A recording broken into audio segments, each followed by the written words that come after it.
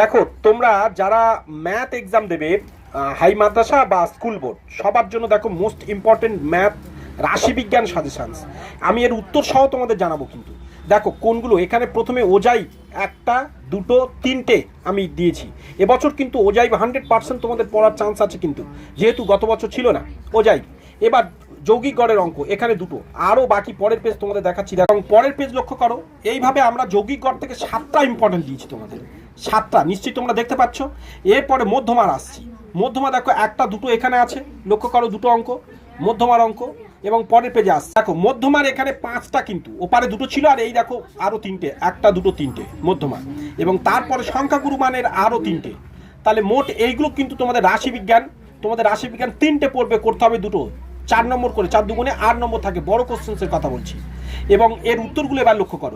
ওজাইবের ক্ষেত্রে যেহেতু তোমাদের গ্রাফে করতে হবে ম্যাপ পয়েন্টিংয়ে, তাই এখানে কিন্তু আমাদের স্টুডেন্টরা সেগুলো করেনি, এগুলো করে রাখিনি। জাস্ট ওজাইবগুলো তোমাদের এখানে রাখা আছে, এগুলো কিন্তু তোমাদের পেজ নম্বর সহ সব কিছু ডিটেলস কিন্তু বসানো আছে, আগেও তাই দেখিয়েছি। দেখো এবার বাকি ম্যাথসগুলো যেগুলো সচরাচর, যেমন আমরা যে বললাম যৌগিক গড়, যেগুলো আমি ইম্পর্টেন্টের মধ্যে রেখেছিলাম সেইগুলো দেখো এখানে লক্ষ্য করো। যৌগিক গড় কোনগুলো মোস্ট ইম্পর্টেন্ট আমি সাজেশনের মধ্যে যেগুলো রেখেছিলাম সেইগুলো দেখো।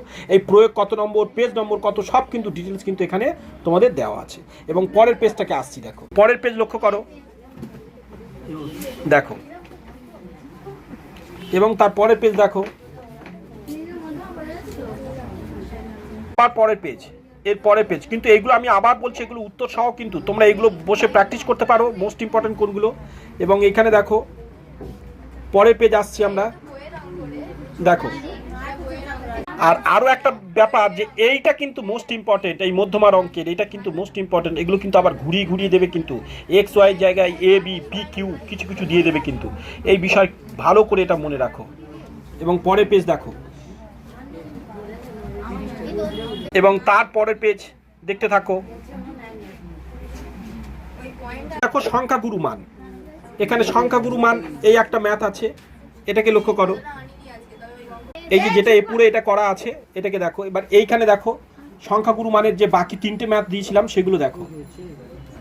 তো এটা গেল তোমাদের রাশিবিজ্ঞান। অন্যান্য পর্ব অবশ্যই জানাবো, দেখতে থাকো।